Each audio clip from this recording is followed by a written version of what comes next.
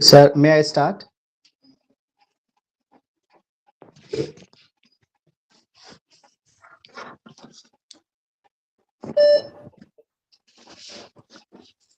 Sir, may I start? Yeah, sure, Dr. Akhilu. I have joined actually. Okay, sir. Thank you, Yeah, sir. I joined. I joined. So, sir, I'm It going is to up to you. introduce you, sir. I'm going to introduce you, sir. Yeah, sure. So, I welcome you all in this program. Uh, Before joining the Department of Education at AMU as Associate Professor, Dr. Muhammad Shaheer Siddiqui has served two other central universities. First, as Associate Professor of Education at Tezpur University, Assam, from 2019 to 2021, and second from 2010 to 2019 as assistant professor at Vishwabharati Santiniketan. He has also served as school teacher in public education system during 2001 to 2010, where he taught English language, literature, and social studies in both CBSE and UP board curriculum. For the last 15 years, his main areas of teaching and research interest include philosophy of education, gender issues in education, sexism, and education for sustainable development. He has a particular passion for Sufism and Indian spiritual traditions with their educational relevance. He wrote his PhD thesis on the topic, A Critical Study of Sufism with reference to educational aspects.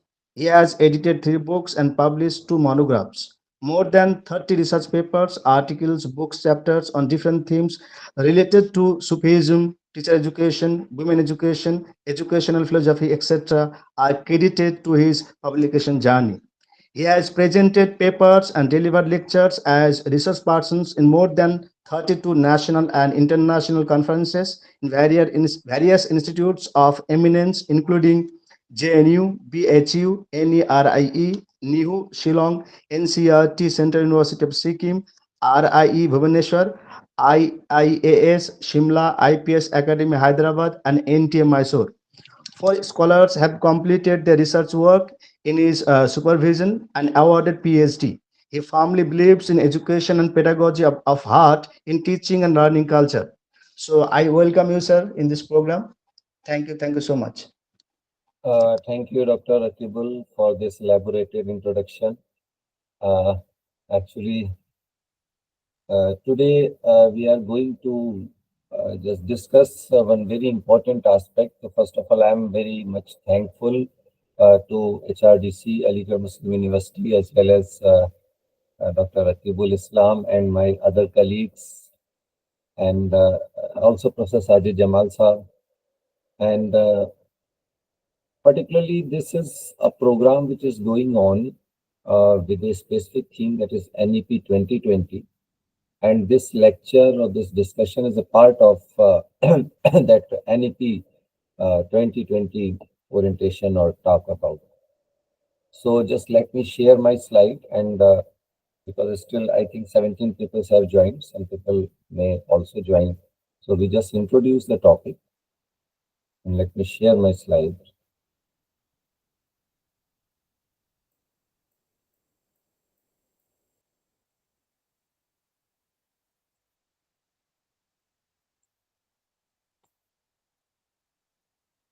So I think my slide is visible to all of you. Yes, sir. It's Yes. visible. So in between, uh, we will concentrate on our discussion on our slide. If there is any network problems, I will keep my camera off. But until I am getting the free network, means free flowing network, then I will keep my camera on. So this is a talk more than a lecture, where we will share our thought, and you are also free to share your views wherever you feel a query must be raised, or wherever you feel any confusion or any information what you have and you wish to share, then that will add my knowledge too. So you are all welcome to add the knowledge. It is not something that I am an expert and you are just getting whatever I am. It is not so like, but it is a mutual discussion regarding the Indian knowledge system. Basically, this is the idea, or this is a theme that is one of the very important themes of national education policy. So when it was preparing in the draft in 2019, this term was coined IKS, Indian Knowledge System. But later on, its Hindi transliteration becomes Indian Knowledge Tradition or Bharatiya Gyan Parampara. So there we use the term parampara, which English equivalent word is the tradition. So both the terms, whether it's Indian knowledge tradition or Indian knowledge system, if we use both the term, they are not exactly the synonymous to each other. Tradition refers to a chain of collection of our conventions, our methods, our the creation or preservation of the knowledge treasure in different forms across the culture, across the eras. And system is something that how knowledge was compiled, how knowledge was preserved, and how knowledge was disseminated. So system is something which refers to the process, the systematic process. System is a broader terminology, or sometimes system refers to the scientific way of disseminating the knowledge. So in that way, that how knowledge is preserved in the form of tradition, and how this knowledge is disseminated and used for the utilization in different areas, that is called a system. So in that perspective, in that background, we begin our discussion.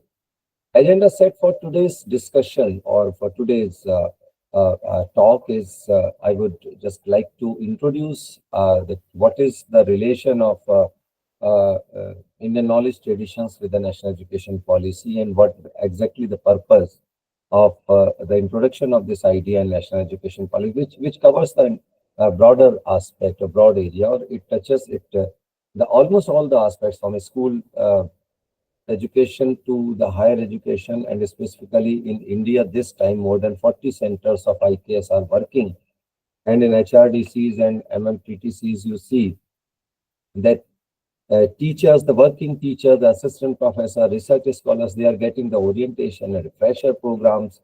They are attending, they are getting continuous orientation on this idea of IKS. And this is the not only the integral part of our refresher courses and orientation courses at training level of assistant professors, or many professors are even also joining. They are both delivering lectures and they are both enhancing their learning.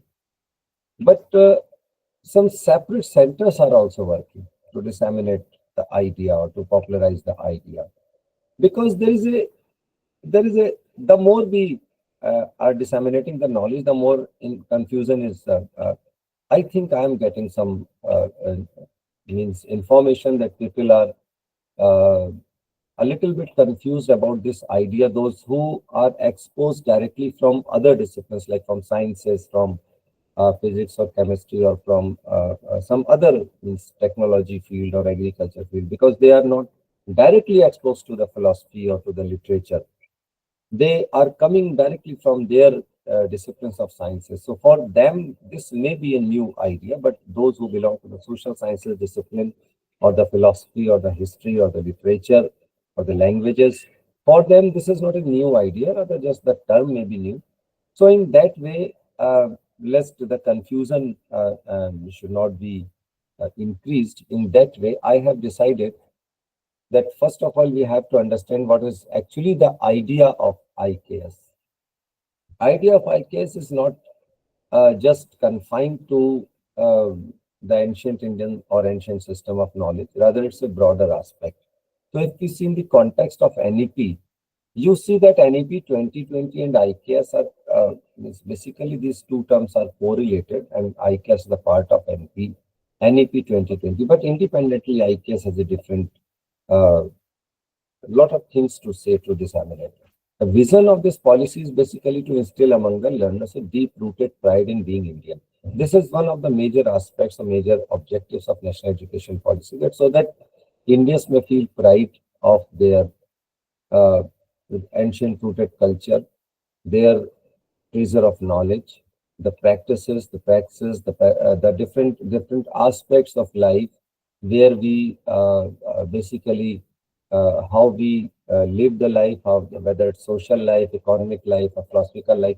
So all the aspects are full of certain values, certain virtues, certain skills, knowledge aspects, and so many other things. So that is available in the compiled form, in a systematic form, that is to be explored and disseminated. That is one of the aspects. If we know that what reserve we had in the past, then we can feel pride of our being Indian. And then second important objectives, one of the objectives of national education policy was reflecting a truly global citizen. How we can reflect ourselves as a truly global citizen, because globe is not uh, a place where you just feel, or you just have the knowledge of just one culture. You are confined to your own ideology, you are confined to your own culture or religion or language. But globe is a combination, or something, you see, that amalgamation of different aspects of life in different areas.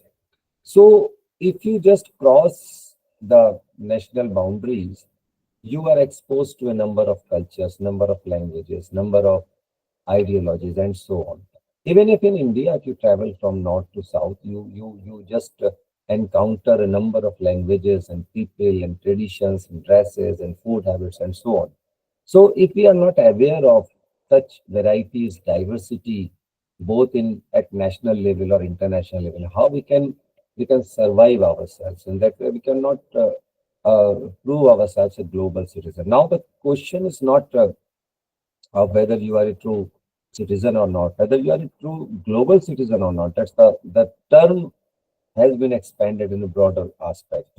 So this is the broader aspect of national education policy, where you can not only accommodate in your own society, but also a person, an Indian, may accommodate himself, herself in a greater global society. Wherever he goes, she goes, he may not feel isolated, may not feel ignored, may not feel means what you say, that uh, ill-informed or misinformed. So that is the purpose. That's why this policy emphasizes the use of technology, the use of AI, the use of digital learning, the use of hybrid learning, so that more and more expositions to the world and its variety may be available to the students. They are not just confined to the classroom boundaries.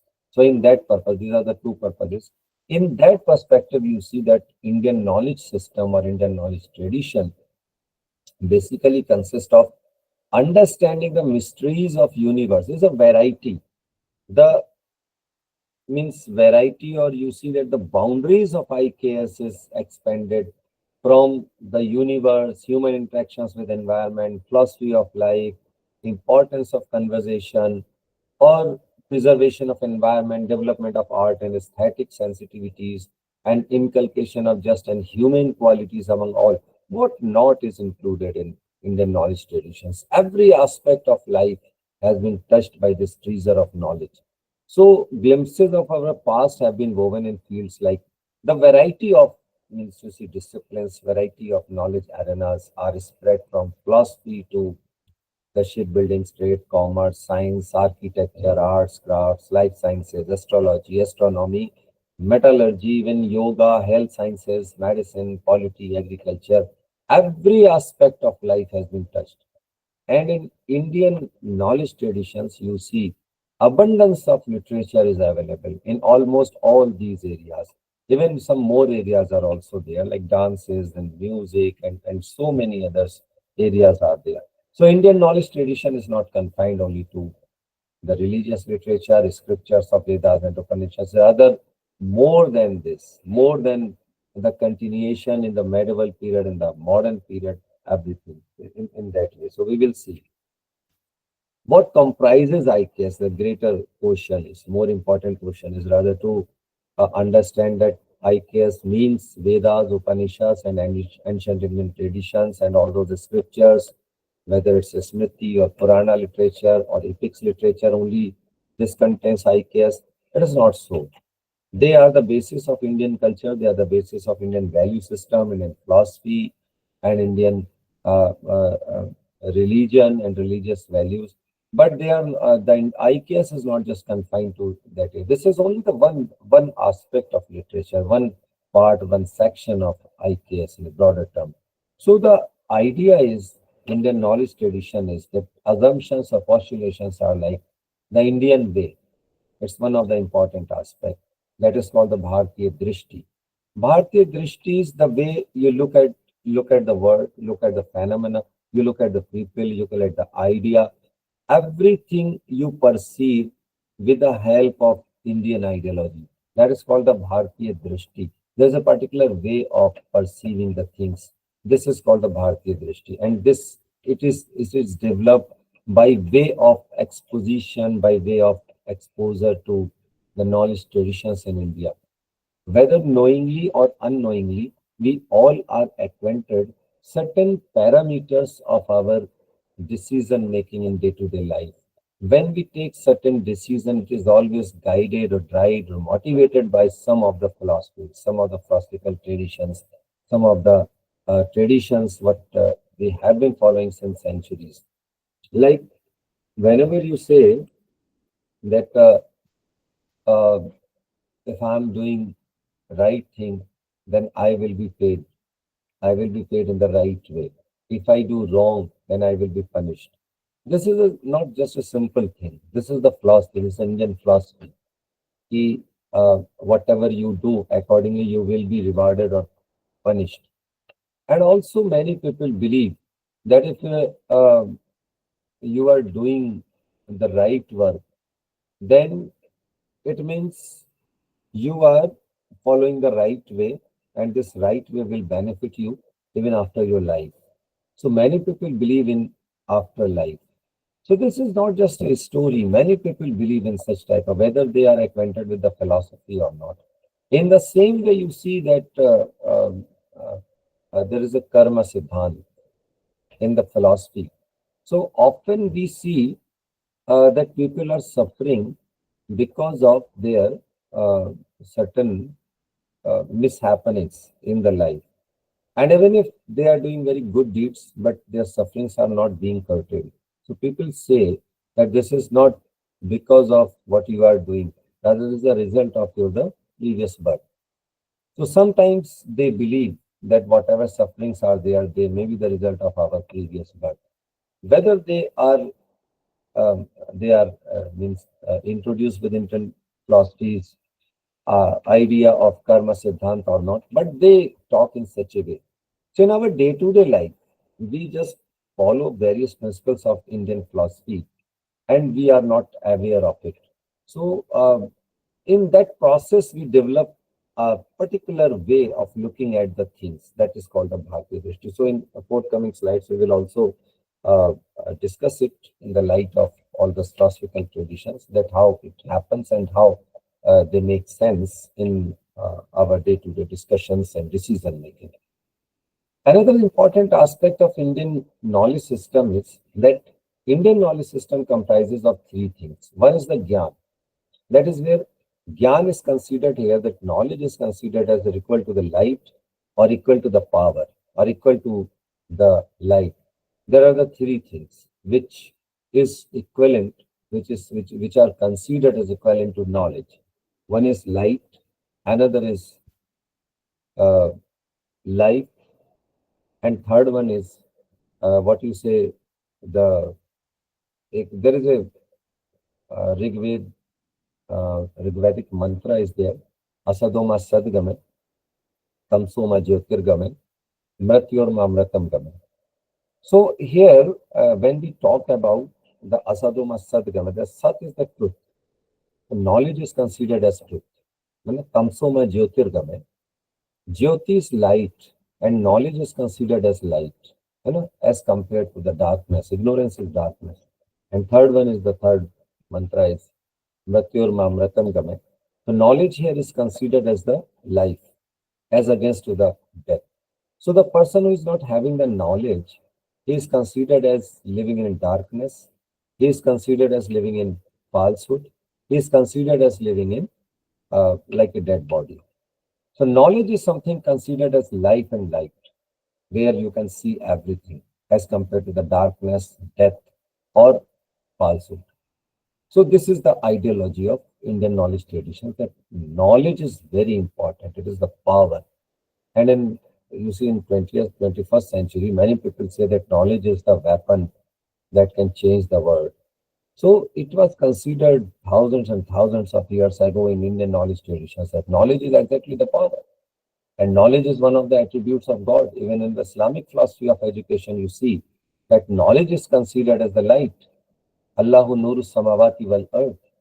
God is considered as the light of earth and heaven. And here light is nothing but the knowledge. So that's why in Quran also it is said that Alimul uh, Allamul Ghuyub, the God is full of knowledge. One of the finest traits of God is knowledge. Second is when knowledge becomes specialized according to its requirement or its pragmatic aspect, that becomes Vigyan. In Indian knowledge tradition, Vigyan is something which is Vishesh Gyan, the specialized knowledge which is required. So in forthcoming slides, we will also try to extract some examples of Vigyan. And then Jivan Darshan, what we have discussed in the first point. Jivan Darshan is, in Indian philosophy is not just the passion for knowledge or the love for knowledge. As we normally define the term philosophy, philosophia, that I have a passion for knowledge. This is the literal meaning of the term philosophy. But this is the Western perspective, where passion for knowledge is considered as the philosophy. But in Indian equivalence is darshan. Darshan here refers to, that comes from the Sanskrit word drish. Drish means what you see. And what you see means not with the help of eyes, rather you realize with the help of your, not only the outer senses, but also your intellect and your soul. So when you realize the reality of things, that becomes the darshan. Darshan means you have realized, you have seen the truth. So in Indian philosophy, in Indian tradition, to become a philosopher, it's mandatory to become a saint. Because philosophy in India is not devoid of the virtues and values. But in Western perspectives, if you are just having uh, an idea full of wisdom, full of knowledge, full of statements, that's okay. Whether you are following the values or virtues or not, this is one of the branches of knowledge only, that's it.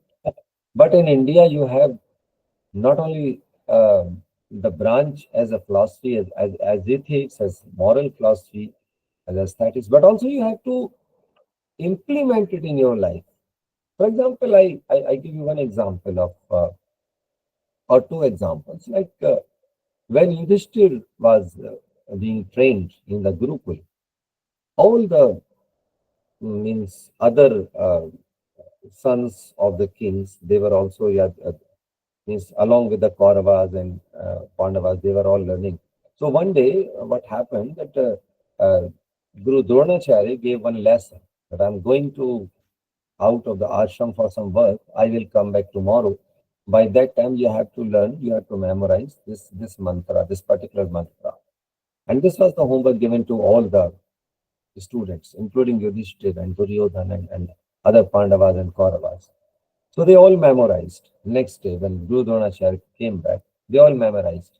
And then they, when at the instance of Guru Dronacharya, they all delivered their lessons, whatever they have memorized, except Yudhishthir. When Yudhishthir was asked whether you have not memorized, Yudhishthir said, no, still there is, I need some more time. Then Guru Dronacharya got angry and he all of a sudden got a stick and started beating Yudhishthir. Yudhishthir spread the palm, the hand, and he bore for longer time all the means stick, all the blows of the sticks, he just bore on the palm. After some time, when Guru Dronacharya got tired beating Yudhishthir, he just took rest and asked the Yudhishthir, why are you not responding? I am beating you for last many minutes, but you are not responding. And now you are not only becoming angry, you are not responding in anger, in an annoyed way. I am beating you for nothing. You have not memorized, you may memorize it. But why are you accepting it? Then Yudhishthir, again, after 15, 16 minutes of beating, Yudhishthir recited the whole mantra as it is, and in a better way. Then Guru Dronacharya astonished that you have already memorized that mantra. But when I I beat you. I gave you punishment and you bore it. You tolerated it without speaking a single, without reaction, without any anger. And after this, you have memorized it. How it happens? Means when you have already memorized, why were you uh, is- standing still? Then his sister replied, Guruji, it was the essence of this mantra that if you can control your anger, then you will be a better human being. So I was trying to, I have memorized this mantra even yesterday, but I was trying how to control my anger. There was no instance like that. But when you started beating me, I controlled my anger. Now I can say that I have not only memorized the literal meaning of mantra, but also the essence of mantra too. Then I can control my anger. So this is called the realization. This is called the realization. This is called what you say the nididhyasana, the experience, the practical implications of the knowledge. So this is peculiar characteristics of Bharatiya darshan or Jivan darshan or what you call the Indian philosophy. That is called the darshan when you realize the actual meaning of knowledge. So this is one of the characteristics of Indian knowledge traditions. Another is you see that putting into practice, applied aspect, and also the fourth one is this has influenced classical and other languages of Bharat of India. Because in everywhere, whether it's Bangla literature, whether it's Uriya literature, whether it's Marathi literature, Urdu literature, Persian literature, everywhere you see the reflection of Indian Bharatiya Drishti, reflection of this Jivan Darshan in almost the stories, even in the movies, you see whether these are the Bangla movies or these are the South Indian movies or whether they are the Hindi Bollywood movies. Everywhere you see that this ideology, this reflection is this idea is reflected in the form of stories. So next one is the how to define the term knowledge of India in this sense includes knowledge from ancient India and its success and challenges and a sense of India's future aspirations specific to education, health, environment, and indeed all aspects of life.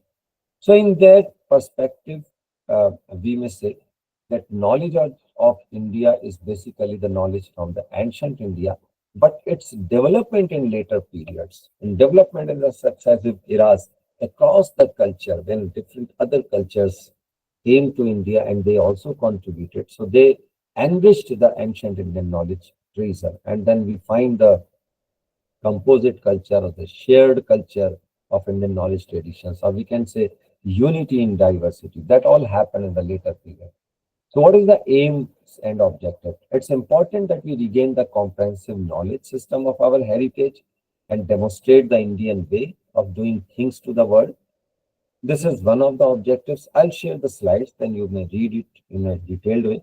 Second important object of Indian knowledge system is that drawing from our past and integrating the Indian knowledge system is to ensure that our ancient system of knowledge represented by unbroken tradition of knowledge transmission. Unbroken tradition. Well, that knowledge was not ended in ancient period. This knowledge is still going on in the form of Bharatiya Drishti, in the form of a unique perspective. For example, in India, marriage is not just a ritual. Marriage, like ritual means in the sense, marriage is not just a tradition. Like in the West, you just go to the church, you just go to the court, and you just involve in a matrimonial alliance, and after sometimes you may just break it. But in Indian tradition, you see, marriage is the part of religion, it's the part of ritual, and it is something which is considered as one of the sanskars, one of the you can say the part of religious ceremonies. So marriage is not just a something what you do just for your will. When I say that, there is a Bharatiya Drishti about all the aspects of life, why we are getting education, why we are doing business. In business also we have some etiquettes and values and manners decided by our knowledge traditions. And also in you see in the family, the manners, the mannerism, the etiquettes in all the aspects of life. That is all uh, something Coming towards the major themes of Indian knowledge traditions, as you see, with continuity and consensus is still there. We are coming to the literature and terminology aspect, but this is in the background. Important to understand that major themes in Indian knowledge traditions are not just the religious themes. Rather, you see that Indian languages, Sanskrit knowledge system, literature, both religious literature and classical literature, or what you say that the popular literature, they're all the part of Indian knowledge tradition, Indian philosophical thoughts, arts traditions in India, astronomy, and mathematics even, health and medicines, yoga, Ayurveda, architecture, metallurgy, chemistry, economics and public administration, and then transformation age began, like the age of enlightenment, 6th century BC, and then we entered into the Rajput Kal, and then in the Delhi Sultanate, and then the Mughal period, and then the British period. So everything was, every time, every era was adding to Indian knowledge traditions in some or other ways, by transforming, by transformation, by translation, by practical implications, or by discourses and different other types of pedagogical changes or mechanism. So cross-cultural traditions also were added to Indian knowledge traditions to the ancient India, and then colonial impact, and then you may go on adding the different themes of Indian knowledge traditions, like 5, 6, 7, 8, whatever themes you like to add, according to the local culture, according to the time specific, subject specific culture. You may add it, you may continue. So it is a continuous and uh, continuous process. Wherever there's consensus, it is also added. In one of the very important writer in around 8th century in South India, uh, or I think 13th century, not the 8th century, Vidyaran and Sayan. These were the two brothers. And out of these two brothers, Vidyaran, or one more very important literary figure was Madhvacharya. And Sayan and Madhvacharya and Vidyaran and Sayan, these are all the figures who belong to the South Indian composition of literature. So out of these figures, Madhvacharya composed a book that is called the Sarvadarshan Sangrah. In Sarvadarshan Sangrah, we find those philosophical traditions which developed in the second phase of Renaissance. In the first phase of knowledge development, we find the 6 schools of Indian philosophy: Sankhya, Yoga, Nyaya, Vaisheshik, Mimamsa, and Vedanta. But in the second phase of development, or the transformation age, the 16 and 13 and 16th century in between, we find in South India the revival of that Vedic culture, the revival of that ancient Indian knowledge traditions.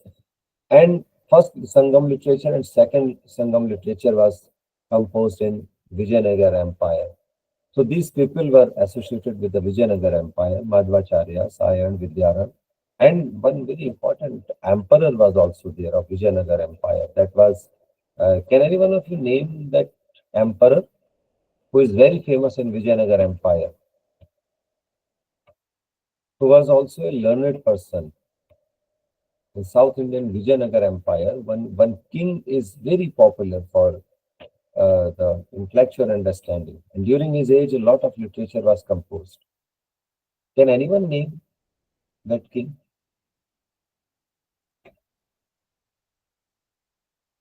Any idea? You may even type in the chat box.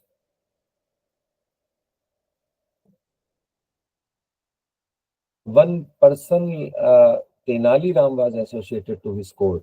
Tenali Ram, like Birbal to the court of Akbar. In the same way, Tenali Ram was associated to the court of that king, who is famous for his learned activities. Okay, no issue. He was Krishna Dev Rai, Raja Krishna Dev Rai. So during his period, the Vedic culture was again revived in South India. And we find the beautiful compositions. And in earlier period in South India, we find the Tamil literature like Kolkapiyam or Tirukural, like this, the other peoples were they composed. So coming to our main discussion, that legacy of IKS composed of like the literature in the form of Gyan, that is called the knowledge, wisdom, and truth. We have already discussed all these three aspects of Indian knowledge traditions. Now, coming to what is the literature of IKS, what we talked about. When we talked about that, what is the source of Indian knowledge traditions? What are those compositions, or what we may call that by reading this literature, we may get an in-depth knowledge or in-depth idea of Indian knowledge system or tradition. So initially, I have categorically uh, divided them into three or four categories. The first category is when you say, I'm not going to discuss the meaning of the literature here. All are acquainted with it because we are all in that business of knowledge tradition that we should not need, I think, to define this term literature. So you may understand that Shruti, Smriti, or Vedas, Sanskrit knowledge system. So when we talk about this, the last word is that Shruti, Smriti, and Vedas. So Vedas are the part of Shruti. In all the ancient Indian literature may be divided into two broad categories. One is the Shruti literature and another is the Smriti literature.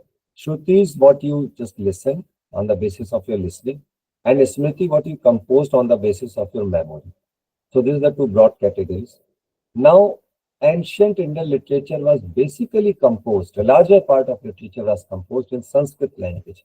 But later on, in 6th century, first Renaissance, 6th century BC, two more languages were introduced. These are languages of the people of the masses, Pali and Prakrit.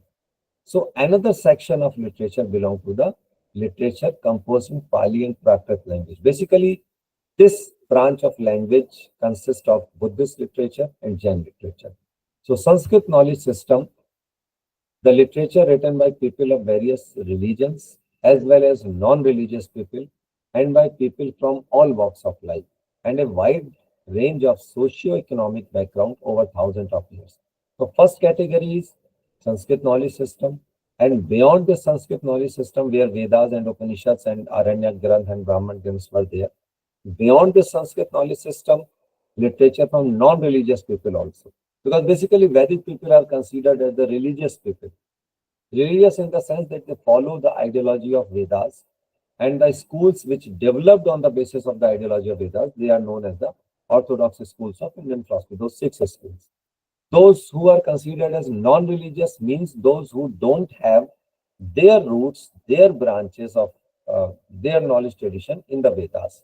So they have developed their knowledge branches independently. They belong to Buddhist literature or Jain literature or Charvak literature or materialism, which do not have their branches in the Vedas as their origin.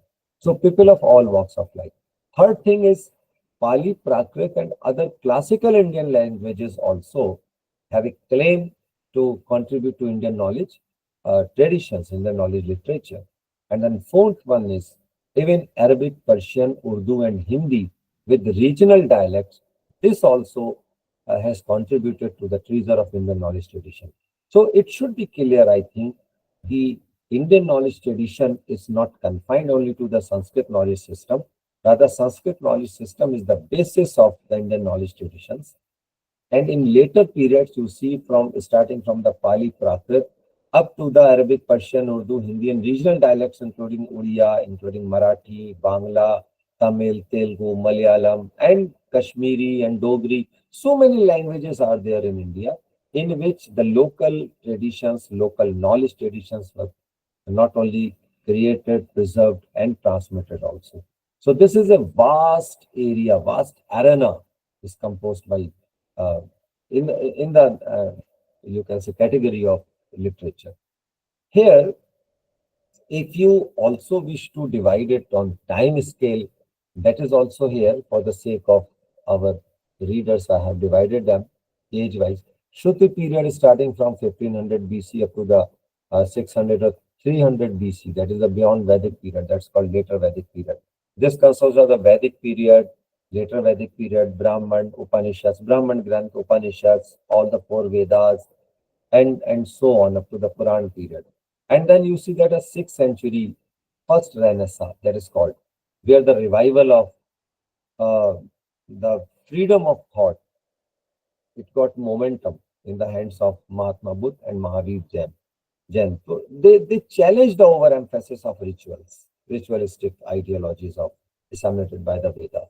Then Charvak, he challenged the uh, uh, means ideology of Vedas or Rig Vedas, like in the matters of uh, divinity, like Atma and Paramatma. So Charvak was of the view only that this physical body, this physical world is the only truth. There's no existence of Atma, there's no existence of Paramatma.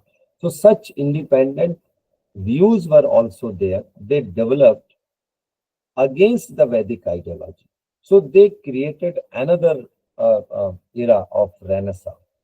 Then Smriti period means the social uh, revolution and all the rules and regulations or the social systems, legal systems, when these were required to run the administration, to run the society in the hands of kings, family matters, or the means all the systems of society. Like so, these Smriti granthas were composed.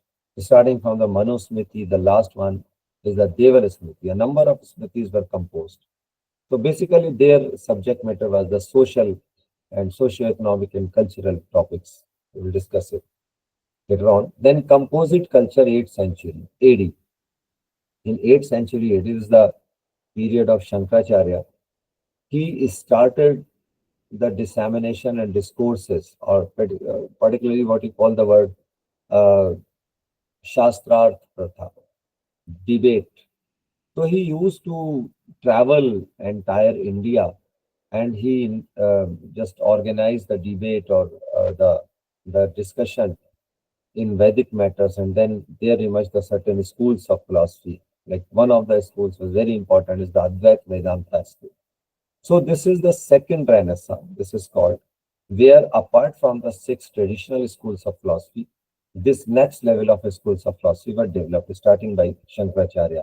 Then Bhakti literature was composed in the hands of Alvar and Nayanar saints of South India, and even in the hands of Kabir, Nanak, or Redas, and so on. And then when Indo-Islamic literature was composed during medieval period, Delhi Sultanate, so we find the translation works of those ancient Indian literature. Like Upanishads were translated by Dara Shikoh. Al-Baruni translated the uh, Bhagavad Puran, Yog Vashisht, and Amir Khusro also he used to call himself the Tutiye Hind, the parrot of India. He was very much fond of Indian classical traditions, Indian musical traditions, Indian mysticism, Indian spiritualism. He was very much fond of. And he belonged to one of the Sufi cults of India, Chishti Silsila, and his preceptor was Nizamuddin Aulia. So, in his poetry also, you may see the reflections of Indian cultural tradition. So, in Indo-Islamic literature, you also see the reflections of Indian culture and Indian etiquettes and Indian society, religion, mysticism, and so on. So, this is the second phase where we again find this is also in the category of Indian knowledge traditions and then Sufi literature, particularly this very important aspect. Alongside the Bhakti literature, we often ignore this very important aspect. In Sufi literature, what Sufi says, they try to see a similarity between the Vedic mysticism and Islamic mysticism. And then they composed many symbolical literature and they try to find out the symbolism between Islam and Vedanta or Upanishadic theories. And then they composed a lot of, they also translated the very renowned literature of ancient India in mystical dimensions to establish the spiritual unity. So in later slides, we will also give some examples of that. Then the third Renaissance started in 18th century, you see, where modern Indian literature was composed in the hand of Swami Vivekananda, Raja Ram Mohan Rai, and even you see Dayanand Saraswati, and also in different arenas in Bengal, you see a entire intellectual movement started in the hands of what you see the Derozio movement, young Indian movements, what you call. So young Indians were also attracted towards the Indian knowledge traditions. And also in the hands of Tagore, Maharishi Devanath Tagore, you see that entire intellectual movement was established. So many intellectual societies were developed throughout the India, not only in Bengal. One of them was the Asiatic Society, where the tasks were done to revive the Indian knowledge traditions and Indian culture in the form of museums and the excavations and the material found in the excavations. And James Prinsep also contributed a lot to revive and rejuvenate the Indian intellectual traditions in the form of the reminiscences of history. And then some Indian people also did very marvelous work to translate the literature, whatever was there. During Mughal period and medieval period, the ancient literature was translated. And during this Renaissance, third Renaissance, the Western literature was translated into the Indian vernaculars. Like Sir Syed Ahmad Khan also established a scientific society in 1867 in Ghazipur, long before the establishment of 1875 AMU College. So this contribution of Sir Syed Ahmad Khan is very important in the Indian intellectual history, where he started the translation works of Western uh, literature of science and mathematics, like Eliot's history, Dawson's history, and many works in physics and chemistry is translated in Indian vernacular. So later on, this literature became the basis of modern Indian education system when national consciousness was started in the next century, 20th century, when central universities were established like BHU, AMU, and Punjab universities and Allahabad universities. When they came in the existence, this literature became the basis of the intellectual movement in the universities. So the works of these people is also the part of Indian knowledge traditions, where knowledge was disseminating in different ways. So we often forget, we just confine the knowledge tradition, the idea only to the ancient Indian Vedic or Upanishadic age. This is the continuity and consensus that should not be neglected. Then again, you see the content and outline. This is the very popular outline given, provided by UGC curriculum of Indian knowledge traditions. So because they confined it only to the ancient India, I don't agree to that. That syllabus actually, that just talks in a very narrow sense, that knowledge tradition is just confined to this specific era. This is just the 10% or 5% of the total Indian history, if you just confine. What about the rest of the 90%? The literature, the traditions composed in the throughout the historical eras. So that's why it's very important to understand how it continuously spread throughout the ages. Then here you see the schools of philosophy, we have already discussed it. Now coming towards the aspect of literature. Up to this point, if there is any confusion or any question, any query, you may ask me. I just take the 1 minute break. If any query or question or any you wish to share, you are free.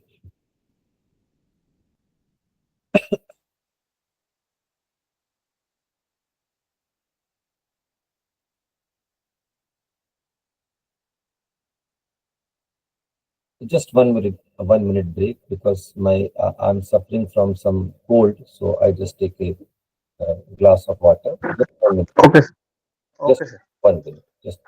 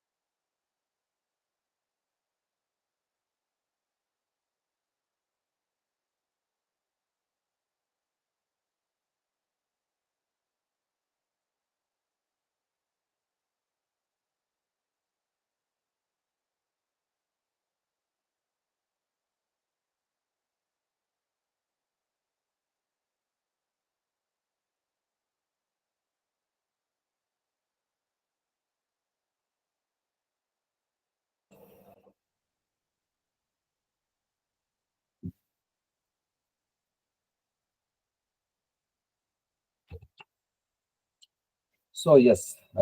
Coming towards our discussion. Uh, so this is the idea of Shruti literature. What you see, Samhitas, the Brahmanas, the Aryanyakas, the Upanishads.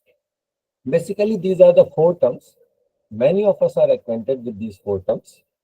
These are not new to all of us. Samhitas basically consist of those books which are popularly called four Vedas. They are called Samhitas. Samhitas means the collection of mantras. Here we find the Vedic mantras which were composed or which were compiled, which were actually revealed, and then they were compiled, revealed to the rishis, manishis in the state of meditation, deep meditation, and then they memorized it, then they transferred it to the next generation. So by way of memorization, generation to generation, they came to be known as the Shruti literature. Shruti means which was compiled by way of listening, what is heard. That's why they are called the Shruti literature, Suna hua. So four Vedas are there. Rig Veda consists of those mantras which were composed and compiled in praise of the deities. Deities, what were the deities? Basically, it was considered that this entire universe is controlled by one supreme commander that is known as the Brahm, and all other deities in the universe work at the will or at the command of that supreme power that is called Brahm. So initially in the Rig Veda, it was considered that there are 33 types of deities. 33 types of deities. Later on, how it became 33 crores of deities, I don't know. Because in Sanskrit, there's a term Koti, Koti. Koti means sometimes it is types, sometimes Koti means crore. So later people, I think they took the meaning of crore, then it became the 33 crore Devi Devta. But in Rig Vedic literature, here Koti refers to types. जैसे आप कहें कोटि कोटि different types of people, और एक meaning कोटि कोटि crore crore. So in that way 33 types of, so in praise of those 33 types of deities including the Indra, Varun, Mitra, Nasatya, ya Usha, Aditi, and Pushan, and Rudra, and that in that say you can say Rudra, later on it's called the Lord Shiva. So Samhitas are basically the ritual, the mantras. Then Brahmana Granths, they talk about the rituals. How these mantras are recited, in praise of which deity, and what ritual is required. That is available in the Brahman Granth. Then Aranyakas has a different flavor. In earlier two Samhitas and Brahmanas, whatever is written, that is only to be followed. No question would be raised here. You are not supposed to put any question that why we are reciting this mantra and why we are actually worshipping. Why there is a need of worshipping? Such questions were not allowed to raise. But in Aranyaka Granth, some reasoning and logical questions were started to be asked by the people, that why we are following, what are the effect, and at why it is required to invoke the deities, and what is the reasoning behind it for the reason. So reasoning and cause and effect relationships, that is the starting point of philosophical discourses. And then in the fourth type of category, you see that entirely philosophical discourses is found in a very highly literary culture and highly erudite culture. So Upanishads are the highly philosophical books. They consist of the philosophical discourses in the matters of mysticism, the universe and its reality, and soul and God and life and death and so on. So such questions were addressed. And earlier in Samhitas, we were just paying uh, audition or paying our devotion to the deities already available in the universe. But here in the Upanishads, we are trying to search the reality behind all such actions. And then they are considered as Shruti, what is heard, the product of divine revelation. Coming towards second, Rig Veda is one of the Samhitas. It consists of the 10 mandals, that is called the 10 chapters. And the deities, what I was just referring in the previous slide, 33 in number, as mentioned in the Rig Veda, namely, I have mentioned the names of all 33 deities. for your understanding. So this is the reference of Rig Veda. You may note it down, and also you may find these names in the Rig Veda. So I will share this slide. I will share the reference, exact reference is also there at the end of the slides. And then Mandala 10 chapters are there. Every Veda has its certain branch. Then hymns, there are more than 1000. Some people say 1028, some people say 1038. And Rig Veda mentions the names of 9 rivers, including the Saraswati River. Recently, Indus Valley Civilization has been renamed as Saraswati Civilization. So this Saraswati River is something considered as the mythological river, but it exists in Rig Veda. So, and other rivers are like you see all the 5 rivers of Punjab, what we call the Shatudri, Parushni, Ravi, Askini. So these are the Sanskrit names of those rivers. And with every Veda, one Purohit is associated. So the Purohit who is associated with Rig Veda is known as Hotra. He is supposed to recite the verses or perform the rituals based on Rig Veda. Then another literature is Yajurved. It is basically the collection of both prose and poetry. And it talks about the Karma Kanda, that is rituals. Then Samved, collection of hymns to be sung or for chanting. Here it is also considered Samveda as the basic book of music, or the music starts from Samveda, the mother of Indian music. And the Purohit associated to both the Vedas, Yajur Vedas, are Advaryu, and the Purohit associated with Sam Veda is Udgata. And again, you see Atharva Veda. Atharva Veda is basically talks about the effect of the mantras. Normally, people say the Atharva Veda is something which is concerned with black magic, Jadu, Tona, Tantra, Mantra, Tantra Vidya, like that. That may be. But basically, Atharva Veda, it talks about the effects, whether it's good effect or bad effect of the Vedic mantras. So main subjects, because it was composed long after the 3 Vedas, long after the 3 Vedas. So the Atharva Veda also talks about the social etiquettes or the social systems and the belief of the people, whether it is the superstition or traditions or conventions. It also talks about them and the problems of people and how they take help to the Purohits and the people, religious people, to solve their spiritual problem. All such things is the subject matter of Atharva Veda. So that's why subjects of Atharva Veda are human thought, faith, superstition, healing from diseases, magic, tantra mantra, tona, sharp, curse. The Indian tradition में is very popular term is the sharp. Rishi says कि हम आपको श्राप दे देंगे. Durvasa Rishi was famous for his shrap. Shakuntala was sitting in Kalidas Adhigyan Shakuntalam. The reference is Shakuntala was sitting in the ashram, and Durvasa Rishi came to, and Shakuntala could not see him, और उन्होंने श्राप दे दिया उसको कि in whose memory you are engrossed, he will not recognize you. अब बेचारी शकुंतला का क्या उसमें दोष था? वो राजा दुष्यंत के ख्यालों में बैठी हुई है और उन्होंने उसको श्राप दे दिया बेचारी को. तो वो बड़े, बाद में फिर शकुंतला ने माफी मांगी, पूरी कथा कहानी सुनाई. तो ऋषि लोग खैर दिल के बड़े नर्म होते थे, तो उन्हें फौरन तरस आया बच्ची के ऊपर. तो कहा अब देखो मुंह से शब्द निकल गया तो वापस तो नहीं हो सकता, श्राप तो है, श्राप है, लगेगा ही, कर्स है. तो उन्होंने फिर दुर्वासा ने कहा कि अच्छा अब इसका एक तोड़ ये है कि whenever you meet Raja Dushyant and if you show him any sign, whether you if you met him, so by he would identify you. अगर आप उसको कोई निशानी दिखाओगे तो पहचान ले. तो शकुंतला के पास एक अंगूठी थी राजा दुष्यंत की. उसने कहा ठीक है. अब इत्तेफाक से वो अंगूठी कहीं खो जाती है तो राजा दुष्यंत पहचानते नहीं है. तो उसके बाद की पूरी कथा आप सबको पता है.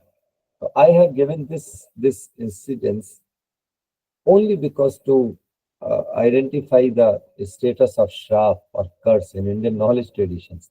इन ऑलमोस्ट ऑल द एपिक्स आप देखें, रामायण में भी अहिल्या जो है उनको श्राप था और वो पत्थर की शिला बन गई थी।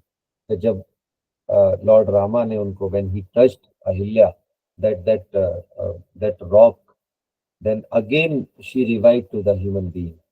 So shrap or curse is very important aspect of Indian literature, and it is widely discussed in different literature from epics to and it is mentioned particularly in the Atharva Veda, the effect of shrap. So they're very interesting to study in different aspects of literature. Then Vashikaran, you see blessings. A Vashikaran, this is not something what you call that hypnotism. अब वशीकरण किस तरह से, many instances are there in the Puranas where ki आप you can take someone, you can stole the consciousness of someone by way of some mechanism. जैसे अगर आप देखते हैं कि जो विश्वामित्र हैं, उनकी तपस्या को भंग करने के लिए स्वर्ग से अप्सरा आती है मेनका, और वो उनकी तपस्या को भंग कर देती है. That is called the one kind of vashikaran, तो अपने वश में कर लिया.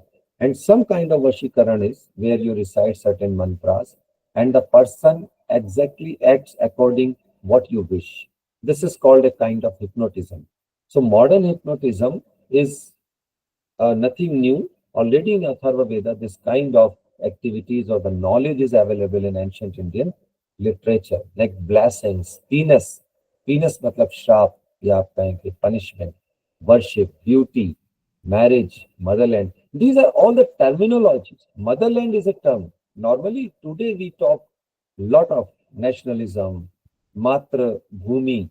All such terms are there, which are interpreted in very interesting way in Atharva Veda. So Atharva Veda is also a book of sociology more than a book of rituals or religious etiquettes. It's a book of sociology. If you wish to understand the basic essence or nature of Indian society, you may start with the content of Atharva Veda.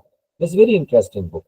And again, you see that the out of the four Vedas, a specialized branch of knowledge developed in later period. They came to be known as the Upavedas, a specialized branch of knowledge, because many people all are not interested in worshipping or paying bending audition to the deities or to the nature. All are not the pagans, all are not the spiritual people.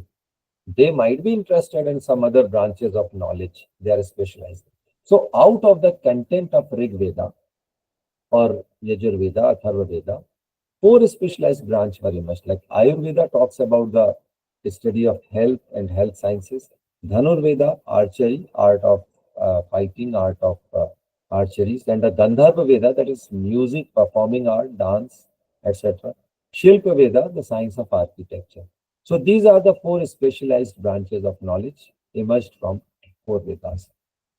Then Brahman Granth, they basically talk about the sacrifices, how to perform the yajnas, how to perform different activities in the form of rituals.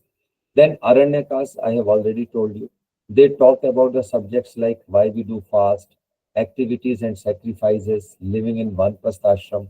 Those people, because out of the Varna Vyavastha or Varnashram Vyavastha, what you call the uh, Grastha ashram, the second ashram, then first ashram is Brahmacharya ashram and Grastha ashram, and then you see the Vanprastha ashram and Sannyas ashram at the end.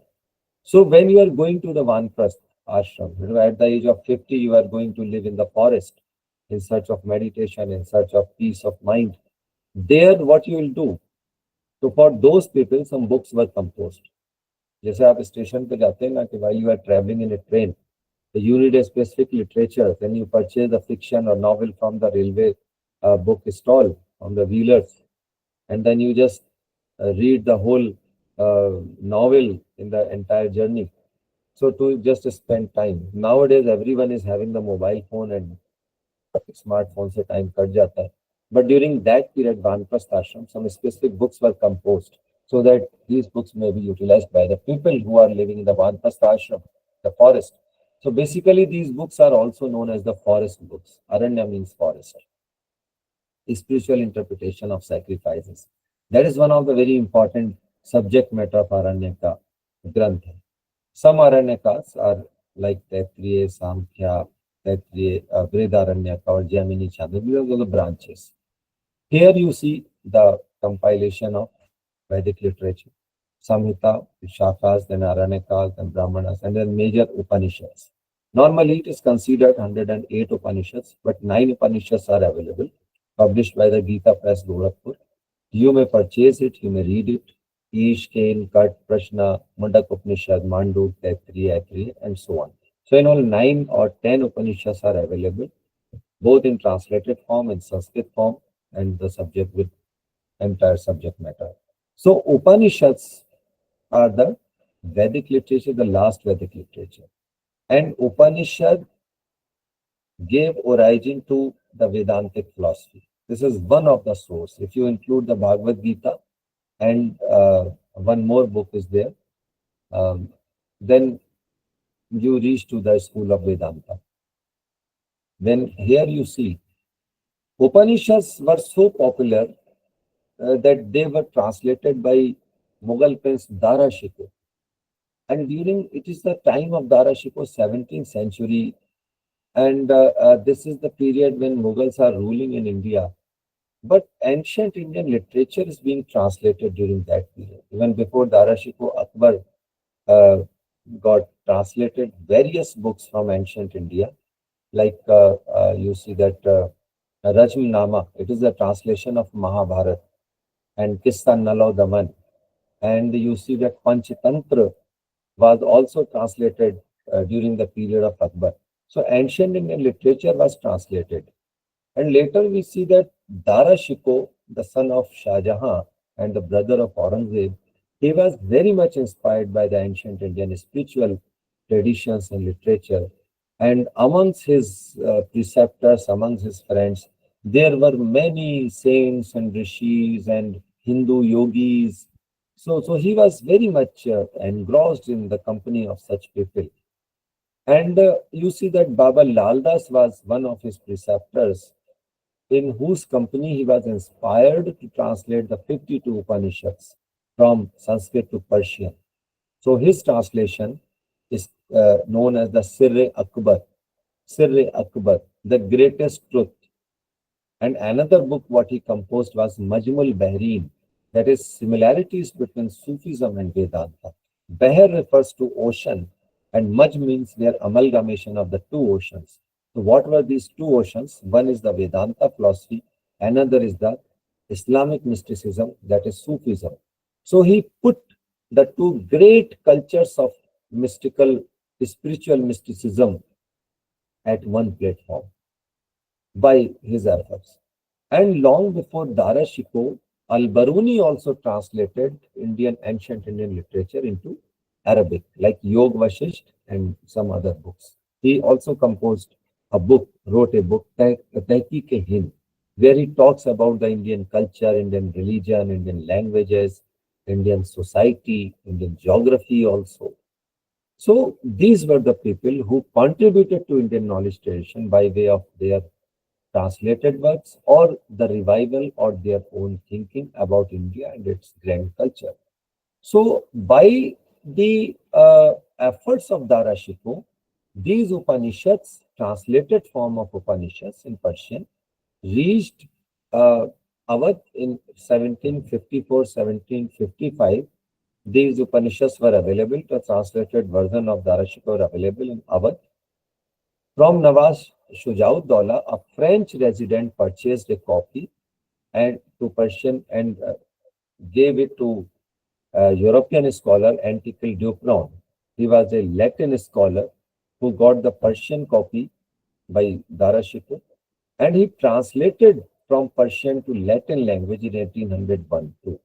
And later on, from the Latin translation and with the help of the Persian translation of Dara Shikoh, Schopenhauer translated the Upanishads for the first time in English language. And he was so much inspired by the Upanishads that he says that Upanishads are the solace of my life and Upanishads are the solace of my death. So he was so much inspired. So this is the effect of Dara Shikoh's translation of Upanishads, that they could reach to the Europe. And those people could be introduced by the great Indian mystical knowledge in the form of Upanishads. So, contribution of Darashiko cannot be neglected in any way, whether you love him or you hate him, but you can't ignore him. He has a lot of contribution to Indian knowledge tradition. Al-Baruni and Darashiko, these two people. Then Upanishads had talked about the dialogics. This is one important subject matter of Upanishads as far as the Indian literature is concerned, the knowledge literature is concerned. Why Upanishads are specific? Why Upanishads are unique? Why the Arishiko was so much inspired? Because Upanishads provide you a unique pedagogy in the form of dialogues and anecdotes and storytelling that also inspired this method of storytelling, and the dialogics also inspired the Persian poets like uh, you see uh, Maulana Jalaluddin Rumi, Maulana Jami, and also you see Baba Fariduddin Attar. These were all the Sufi poets.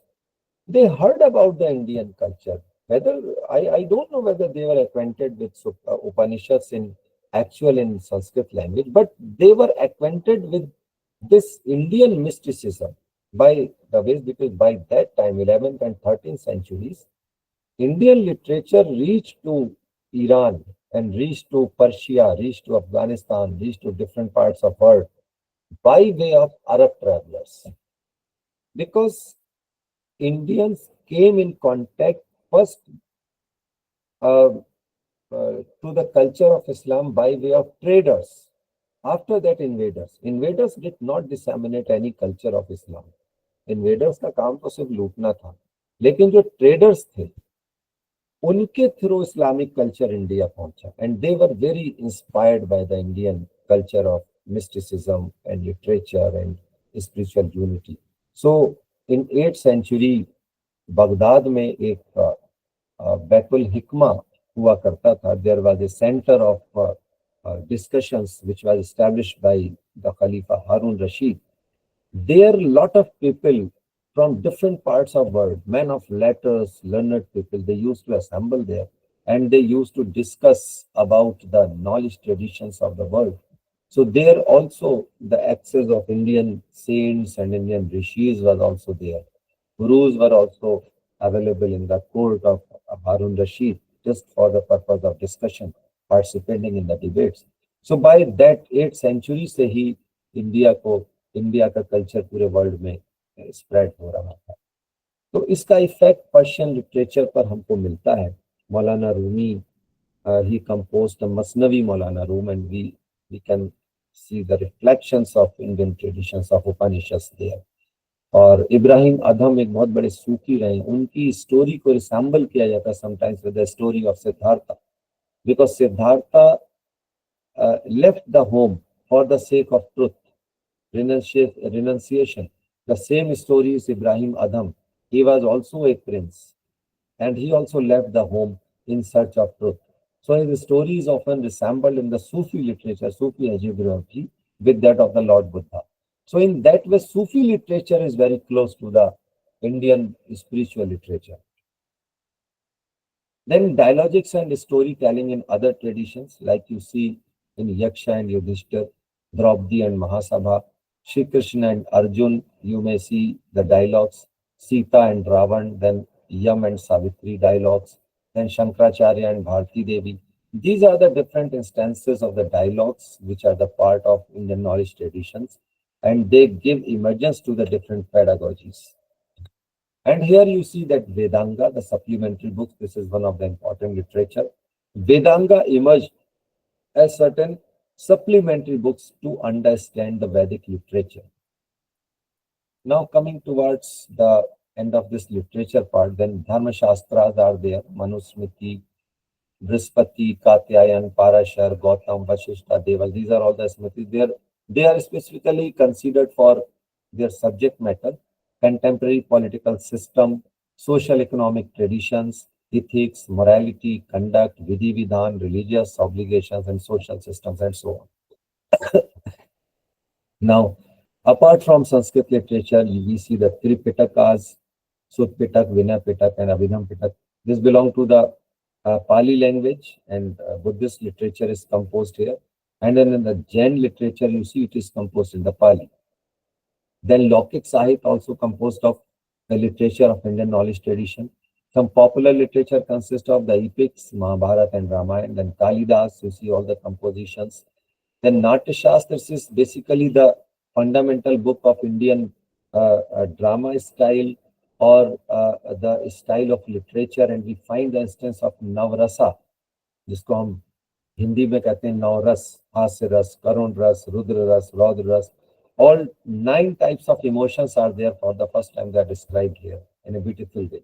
So Natya Shastra is not only a book of the drama, or how to write, how to compose, how to play, all the aspects of performing art, whether it is dance, whether it is stage playing.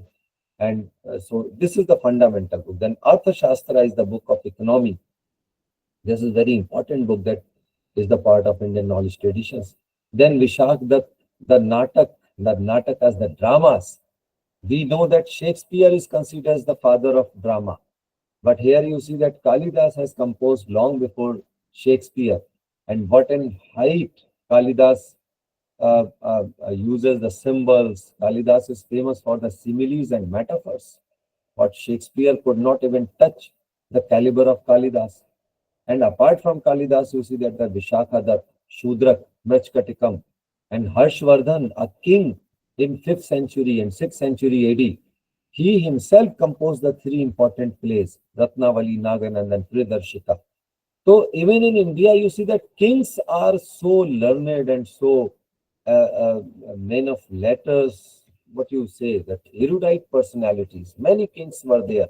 One of them was the Raja Bhoj, who composed a lot of literature, a chain of literature. During the period of Raja Bhoj, the Malwa Nagri, that I think he was in the Bhopal, the modern Bhopal, तो उसको कहा जाता था, और राजा भोज को खुद कहा जाता था सरस्वती कंठाभरण, कि सरस्वती जो है वो उनके गले में रहती है. और he composed a book like the first book in India of architecture after Shilpa Veda, one of the 4 of Vedas. The book of architecture during the Rajput period, 8th or 9th century along, some Sarangar Sutradhar. This was the first book of architecture, Indian architecture, which was composed by Raja Bhoj. So Raja Bhoj and this Harshvardhana, these kings, Raja Krishnadev Rai, I have mentioned, these kings were the very learned contributors of Indian knowledge traditions. And apart from them, you see Bhavabhuti and Rajshekhar. They composed the Bal Ramayana and Bal Mahabharata for the children. So we see that when in 1961 NCRT was established, it started publishing its own book.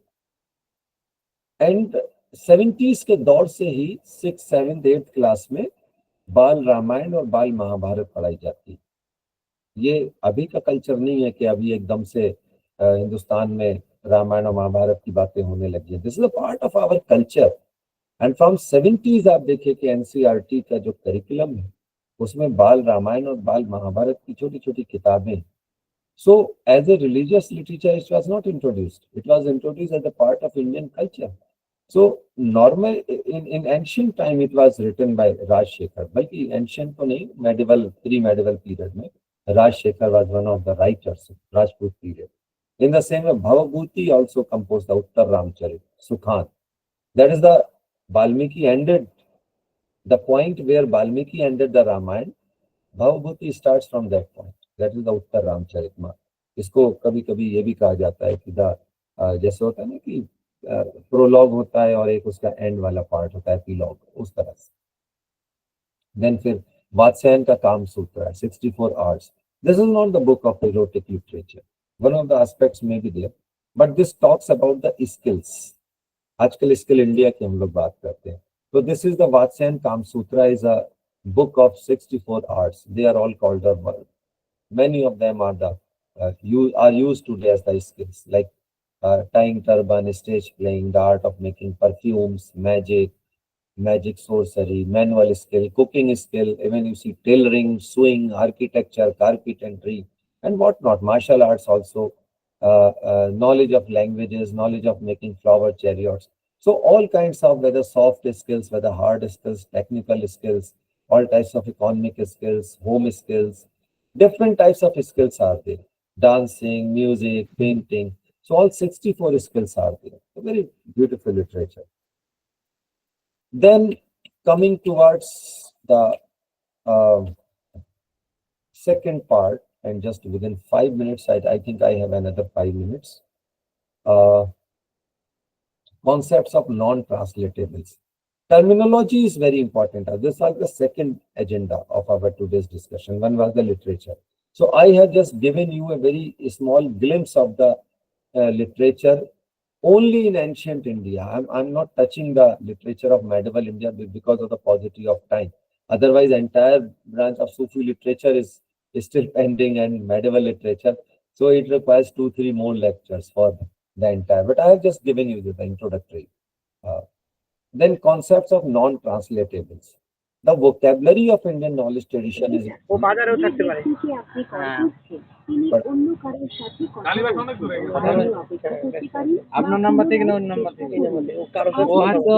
Madam,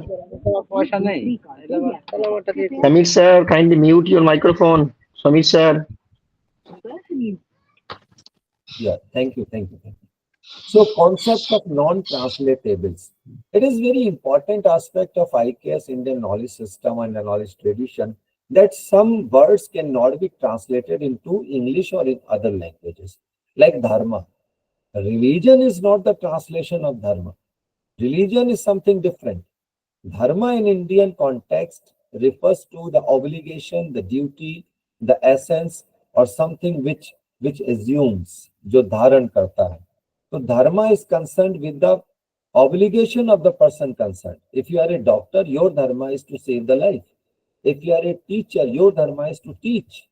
In the same way, if you are the shopkeeper, your dharma is to provide the articles to your customers. So everyone is playing his own dharma. In the same way, Atma. Atma has the two meanings. One is the soul, another is Atma, yourself. So it has a specific meaning. It cannot be equated with the English term soul. Is in the same way, karma. Karma has no English word. It has its own meaning. There is a karma siddhanta in Indian philosophy. Karma siddhanta is something that whatever, there are three types of karmas. Whatever actions we do, they are divided into three categories. One type of karma is known as the sanchit karma. Another is sanchiyaman karma. And third one is the prarabdha karma. These three types of karmas are there. Sanchit karma, the actions what I have done, and still we are not realizing the fruits. We are waiting for the fruits. But we have done the action and now it is restored. This is sanchit. And then prarabdha karma is the actions what we have done in the past, we are getting the food out of our past actions. Any fruits are being provided. It has been started. Phal milna shuru ho gaya. Prarabdha karma. When India got freedom at the midnight, Jawaharlal Nehru used this term, Christ with destiny. That is, हमें प्रारब्ध कर्म मिलना शुरू हो गया. We fought with the Britishers and we have now started realizing the fruits. That is the prarabdha karma. And sanchiyaman karma is whatever actions you are doing at present and you will get the fruit in future. That is called the sanchiyaman karma. So that cannot be interpreted in any other language. Whatever interpretation is there, this term comes from the Srimad Bhagavad Gita. Karma. Karmandevadhikaraste ma phaleshu kadachana.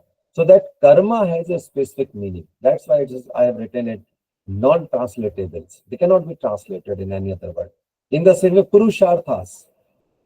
What is the word in English you can use? No word is there equivalent to purusharthas. There are the four purusharthas. Purush here doesn't refer to the male person. Purush doesn't mean male in Indian philosophical traditions. Purush here refers to something which is consciousness. Like in Sankhya philosophy, there is the concept of Purush and Prakriti. Prakriti is something which is static, jad hai. और चेतन जो है, जो चेतना है, जो consciousness है, that is called the Purusha. When Purusha and Prakriti they meet, they amalgamate, then this universe come out of this amalgamation. So that four types of Purusharth are there. Matlab, if you are conscious enough, then it is imposed upon you, obligatory upon you to perform the four actions: Dharma, Artha, Kama, and Moksha. These are the four objectives of life. Our Vedic system already decided the life, the objectives of the life. Whatever faith you belong to, these four objectives are specific to the life of everyone: Dharma, Artha, Kama, and Moksha. In the same way, Jati, Chaturvarna, Brahman, Kshatriya, Vaishya, Shudra, they are not the caste in ancient Indian traditions. They are basically the professional categorization, the division of labor, where you divide the society on the basis of profession, on the basis of expertise. Brahman, Kshatriya, Vaishya, Shudra. The task of Brahman, the dharma of Brahman is to teach the people. The dharma of the Kshatriya to safeguard the society. The dharma of the Vaishya to do the business, agriculture, to arrange for the livelihood. And the dharma of the Shudras to serve the other members of the society. Basically, they were the unskilled laborers. So those who cannot do anything, they can also serve the society. By way of serving, they would become the skilled laborers later on. So initially, these four varnas were the division of labor. In later period, they came to be known as the jati or caste system. There is another history of, if you just go through the book by Ram Sharan Sharma or some other people, they have done wonderful work on the jati vyavastha in India. Then Tirgunas, Sato, Rajo, Tamo. Three types of gunas are there. Everyone is consisting of them. Satav, more activity. Rajas, Satgul means you are not means you are following the life of peace and welfare, and when more activity is not there, but you are peaceful. But Rajas, you are more active. Everything, ye bhi kar lo, wo bhi kar lo. And Tamas means you are just like a means feeling lethargic or very little activities. So these three basic psychological conditions are defined by Sankhya philosophy, Tirigunas, Para and Apara. These are the two categories of knowledge. Knowledge are divided into two categories. Para, something which is concerned with the knowledge beyond this world, spiritual knowledge. And apara, knowledge associated to this world, worldly knowledge. And then three yogas: Karma Yoga, Jnana Yoga, and Bhakti Yoga, as described by Srimad Bhagavad Gita. They also refer to, they can be translated, they can be interpreted in psychological ways, like Jnana Yoga refers to the cognitive aspect, or Karma Yoga may refer to the psychomotor aspect, or Bhakti Yoga may refer to the cognitive aspect or affective domain, the three domains in the psychology. And some other terms are also there. So in that way, you see certain other non-translatables are there: Dharma, Punya, Atma, Karma, Yajna, Shakti, Varna, Jati, Moksha, Lok, Dan, Itihas, Puran. In the same way, three types of karma, four purusharthas, and dukh are also three types. Indian philosophy begins with sorrow. It says all around there is dukkha. So dukkhas are also divided into three categories: adhidavik, adhibhautik, adhyatmik. So these are the non-translatable terms, and other terms are also there, like you see adhikar, sadhan, chatushtas, because of the paucity of time. But some terms are very common, just a panch mahabhutas. We are all acquainted with all these five elements which are responsible for the creation of this universe. Yani, Akash, Agni, Vayu, Jal, Prithvi, and so on. We are all acquainted with. In the same way, you see these Panch Mahabhuta also are reflected or manifested in our physical body in the form of different organs. Then Panch Mahakosha, they are considered the five sheds or repositories of knowledge in human being: Annamay Kosh, Pranmay Kosh, Manomay, Vigyanmay, Anandmay. So such terms are so popular nowadays. Even you may go through the NCF National Curriculum Framework for foundation stage, available on NCRT website 2022. Here you also find the Panch Mahakoshas. And this belongs to the Taittiriya Upanishad, the second chapter of Taittiriya Upanishad, one of the Upanishads. where these are described in a very detailed form, Panch Mahakoshas. So on some other day, we will discuss it in detail. Three forms of body are there, like on a Sankhya concept: casual body, subtle body, or physical body. Then you see Panch Pran. Pran something refers to the flow of oxygen in the body. So according to the direction of this oxygen in the body, they are categorized into five five ways. Pran responsible for breathing movement, Apan downward movement, Udan responsible for upward activity, Saman responsible for the uniform activity of oxygen. So all such terms are, if you have not read them earlier, then it may appear new, but after today's lecture, these terms would be very familiar to you in day-to-day activities. We all do such things. Then I'm leaving just spiritual traditions beyond the beyond such the age of transformation here, the Sufism or Buddhist legacy, Sufi Bhakti traditions, and so on. So I'm leaving this aspect of Sufi literature because in the course of our earlier discussion, we have discussed a lot. I have given the reference of Al-Baruni, Amir Khusro, Dara Shikoh. These are the books which have been translated and which have been written originally by the Sufi scholars like Abdul Rahman Chishti, translated the Bhagavad Gita by the title Miracle Hikayat, and Al-Baruni translated the Patanjali Yoga Sutra and Sankhya Darshan. Hamiduddin Nagwari wrote the Alak Bani, Jyot Niranjan, Dishtikullah Mushtaki, or Hazul Ayat. This is the very ancient book of Amrit Kund. It was translated by Sheikh Abdul Quddus Gangohi, and so on. So in that way, so many other books are there translated by Shah Abdul Latif, a Punjabi Sufi, Bulle Shah, and here you see uh, certain other aspects. So coming towards the end, and one more important thing, Sant Kabir also said the first Hindi ghazal, Haman hai ishq mastana, Haman ko hoshyari kya, Rahe azad ya jag mein, Haman duniya se yari kya. So such were the Amir Khusro, you see that he is utilizing the Indian symbolism. बहुत कठिन है डगर बंधट की कैसे मैं भर लाऊं मधवा से पटकी मटकी. All the symbolism of Indian culture and tradition and society and mysticism, they are all reflected in the Sufi literature. Muhammad Iqbal, who composed सारे जहां से अच्छा, he writes in one of his poetry, है राम के वजूद पे हिंदुस्तान को नाज, अहले नजर समझते हैं इसको इमाम Hind. In the same way, you see that these are the some books where you go through the Indian cultural tradition. So that's all. Thank you very much. God bless you all. Thank you, sir. So, thanks a lot. I think but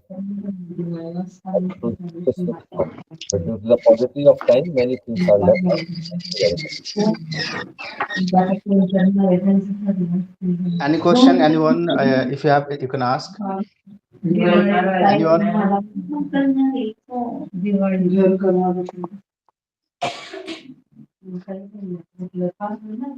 Sir, thank you so much. Your lecture on Indian knowledge system that covered a vast areas of discussion related to various Indian literature like Upanishad, Sufi literature, Buddhist and Jain literature, Lokik Sahitya like Mahabharata and Natya Shastra. You have truly highlighted the impact that Indian literature has, as well as its acceptance beyond the nation. Sir, I hope that your lecture will benefit the participants, leaving a never-ending impact on them, as well as obviously open a new window in the field of research Yes. on Indian knowledge system. So thank you so much, sir. Thank you. God bless all. Thank you very much. Thank you.